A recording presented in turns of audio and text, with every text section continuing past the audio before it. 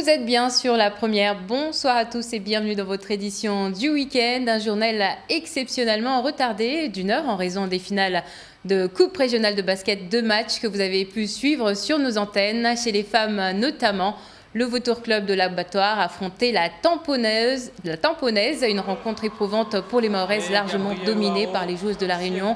Score final 64-30. Je vous propose d'écouter les toutes premières réactions prises sur le vif. C'était tout à l'heure. C'était compliqué parce qu'on n'a pas su préparer ça dès le début. Je pense qu'on n'a pas eu trop de temps et tout. Donc voilà, c'est un peu compliqué parce qu'on a eu pas mal de blessés. Et du coup, dès le premier mi-temps, le score il était ouvert. Et je pense que si on aurait défendu dès le premier mi-temps, on aurait pu faire quelque chose deuxième mi-temps.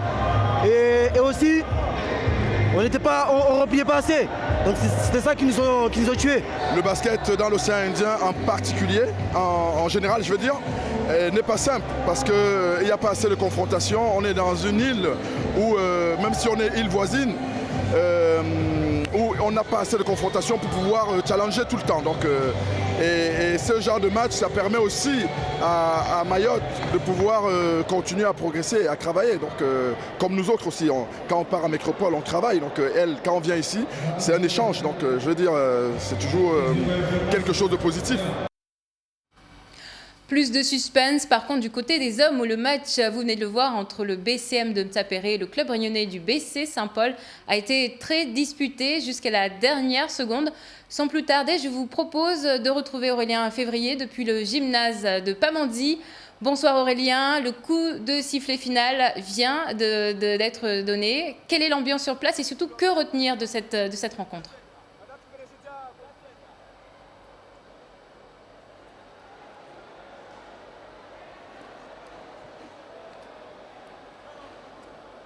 Aurélien Février, vous m'entendez ? On essaiera de revenir vers Aurélien Février un peu plus tard dans le journal. Parlons déjà de cette autre actualité avec la journée mondiale de lutte contre le sida. Comme chaque 1er décembre, les acteurs de la santé et les associations se sont réunis pour informer davantage la population. Au plateau polyvalent de Dzoumogné, l'heure était au dépistage avec ce fameux test en rapide baptisé TROD. Bibi Maria Malidi et Zora Abdou-Café. Abdoulaziz n'est pas à son premier test. Il se fait dépister régulièrement. Ce test, le TROD, est rapide. 3 minutes après sa réalisation, on a le résultat. Ce procédé est utilisé à Mayotte depuis seulement 3 ans. Pour le jeune homme, le dépistage reste important. Je préfère venir faire parce que si seulement si j'ai la maladie, mais au moins je dois protéger les autres qui ne peuvent pas trouver cette maladie. Parce que si j'ai une maladie, s'ils sont débits, mais quand même je dois trouver une solution parce que bon, le docteur doit faire une mise en charge. Si je n'ai pas trouvé un traitement, mais quand même je ne peux pas mourir trop vite. On peut trouver des solutions, des médicaments ou bien des trucs comme ça. Et c'est pour cela que j'aime bien faire le test. Et là c'est la 5e fois dont j'ai fait ça. Et je ne me sens pas fier et je n'ai jamais eu de problème, c'est juste d'être négatif chaque fois. Comme Abdoulaziz, Houssounaïni s'est prêté aussi au jeu, histoire de se rassurer. Je souhaitais faire le test pour savoir si j'ai un VIH ou pas. Parce que c'est bien de le savoir que de rester dans son coin sans savoir, car je ne sais pas ce qui se passe avec les hommes, s'il va ailleurs ou pas. Donc il vaut mieux de le faire et savoir ce qui se passe. Pour la 3e année consécutive de la Journée mondiale de lutte contre le sida à Mayotte, le CHM, en partenariat avec le planning familial, ont souhaité mettre l'accent sur les tests rapides, les méthodes de prévention de l'infection par le VIH ou encore les conduites à tenir en cas d'exposition pour éviter la propagation du virus. La meilleure méthode, c'est celle qu'on préfère, c'est celle qu'on choisit, c'est celle qui nous est le plus propre. Chaque méthode va être adaptée à une personne et ne sera pas adaptée à la suivante. Alors il y a la méthode traditionnelle donc de la prévention mécanique, comme on dit, donc par le préservatif. Après, le dépistage, dépister une infection par le VIH, c'est aussi une méthode de prévention parce qu'une fois qu'une personne est dépistée, elle est traitée. Quand elle est traitée, la quantité de virus est extrêmement basse et la personne ne transmet plus l'infection par le VIH. Donc la prévention, le dépistage, c'est aussi un moyen de prévention. Après, il y a une autre méthode de prévention qui a existé, qui est apparue il y a quelques années, qui s'appelle la PrEP et qui consiste en fait à prendre un traitement avant la prise de risque pour éviter la transmission du risque. Dans le 5e département, les chiffres des personnes atteintes par le VIH sont globalement stables d'une année sur l'autre. À ce jour, environ 260 personnes sont suivies. Nombreuses sont les femmes qui sont détectées à l'occasion de leur grossesse. On va essayer de nouveau de rétablir la connexion avec Aurélien Février en direct du gymnase de Pamandzi. Bonsoir Aurélien, vous m'entendez? Alors, quelques minutes après le coup de sifflet final, qu'est-ce qu'on peut dire de ce match? Bonsoir Alda, ce qu'on peut dire c'est que le BCM l'a emporté encore une fois, victoire 80-68 ce soir face au BC Saint-Paul. Ça a été une rencontre que le BCM a maîtrisée de bout en bout quasiment, puisqu'ils ont fait la différence dans le deuxième avant de gérer leur écart, même si Saint-Paul n'a pas rendu les armes, puisque Saint-Paul est revenu à 3 points. Puis il y a eu ce garçon, Abou Madi, qui est arrivé et qui a marqué 8 points, permettant aussi de refaire un écart. Abou, le BCM continue son hégémonie, continue pour la 3e fois donc à remporter cette finale de zone. Bah écoute, ça fait plaisir. Le match n'a pas été facile. Il ne faut pas croire que même si on gagne de 10, je sais pas, 12 points, ça n'a pas été facile parce que le premier quart-temps, ils nous ont quand même accrochés, ils nous ont bousculés. Le temps qu'on se reprenne, qu'on revienne au match, ça n'a pas été facile. Et puis le gymnase ce soir, il était vraiment bondé avec la chaleur qu'il faisait. Ce n'était pas évident. Mais on s'est dit qu'il fallait quand même qu'ils ne nous distancent pas de beaucoup, qu'on soit même derrière jusqu'à ce qu'on puisse quand même passer devant. Ce qui n'a pas été facile, mais voilà, on a su quand même remonter le score petit à petit jusqu'à passer devant. Mais une fois qu'on est passé devant, en fait, c'était de gérer petit à petit et puis augmenter le score, même si, comme tu l'as dit, ils sont revenus à 3 points. Mais on s'est dit qu'à un moment, il faudra que quelqu'un prenne ses responsabilités. Bon, j'ai eu la chance de quand même mettre ces points au moment où l'équipe en avait besoin. C'est tant mieux pour l'équipe déjà, parce que bon, je suis là depuis longtemps. À un moment, il faut que quelqu'un fasse la différence. Il se trouve que 2 fois, je le fais, mais bon, c'est pas tout le temps. Mais ce soir, ça a été le cas. Moi, je suis content pour l'équipe déjà, parce que on fait beaucoup de travail en fait pour arriver. Vous avez réussi à rester serein, malgré le fait de voir Saint-Paul revenir notamment à 3 points. Là, vous êtes resté serein, éviter que Saint-Paul fasse la bascule. Mais oui, c'était ça en fait. Je pense qu'avec l'expérience, c'est pas la première, la deuxième ni la 3e fois. Donc je pense qu'on arrive déjà, ce qui est une bonne chose, à se canaliser, à rester serein, même si il y a l'euphorie de l'équipe adverse. Mais c'était ça en fait. Les coachs nous ont dit de rester serein. Le match il joue à 40 minutes. Donc c'était ça, rester serein jusqu'à la fin, donc ce qu'on a pu faire.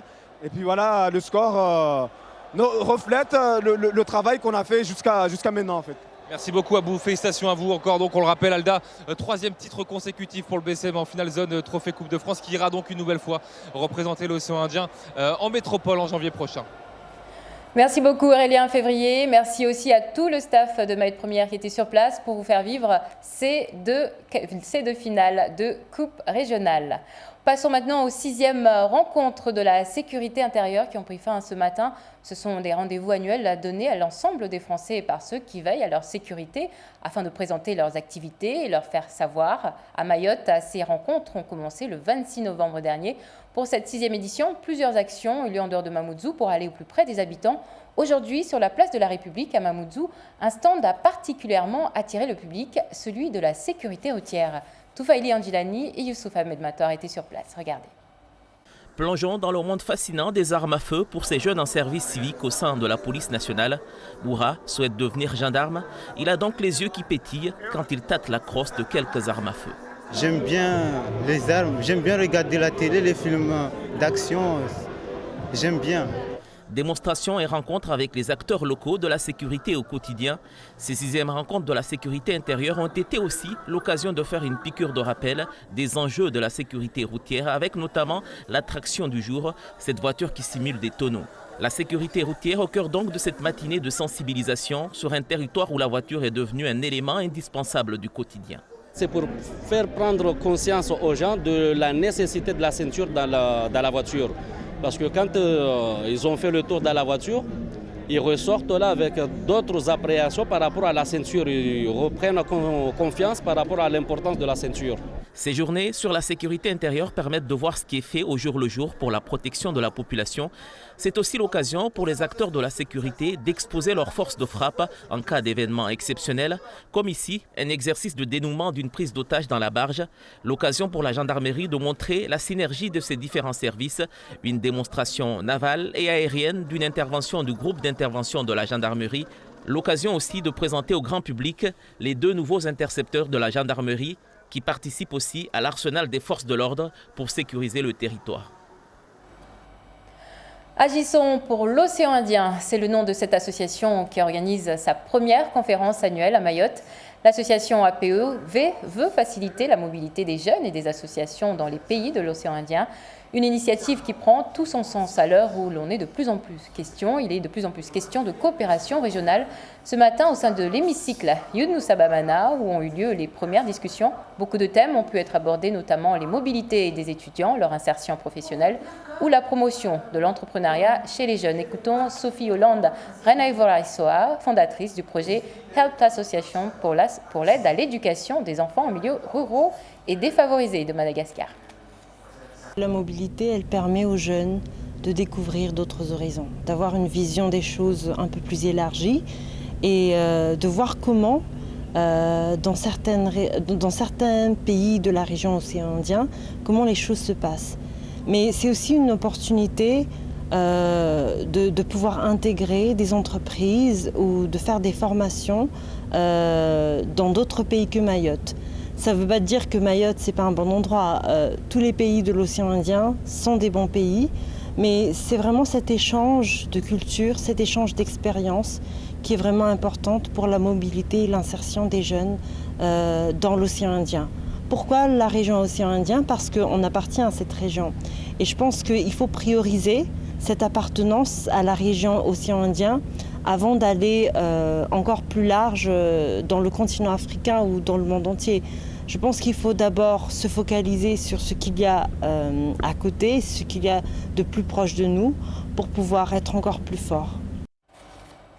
Direction Chirangi maintenant, la commune accueillait ce matin la 4e édition du Forum des associations. L'événement regroupe toutes les associations de la commune, mais aussi celles d'autres localités de Mayotte. Il s'agit avant tout de permettre au public d'aller à la rencontre de ces structures qui œuvrent dans des domaines très variés, de la culture, la tradition, l'économie solidaire ou encore le sport. La municipalité en a profité pour démontrer sa vitalité au tissu associatif. Écoutons Tissianti Midi, coordinatrice du CCAS de Chirangi. Elle est au micro de Toufaïla Ndjilani et Youssouf Ahmed Matoir.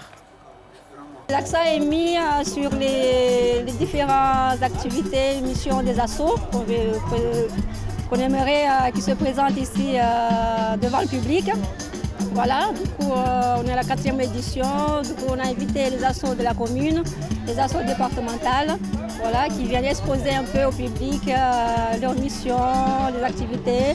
Si jamais aussi ils veulent dans les clubs sport, ils veulent des licenciés, donc c'est l'occasion d'attirer ce public-là pour évoluer leur association. Voilà, c'est ici que nous refermons cette édition. Merci de nous avoir suivis. Je vous retrouve dans quelques minutes pour l'information en Chimaoré. Très bonne soirée à tous.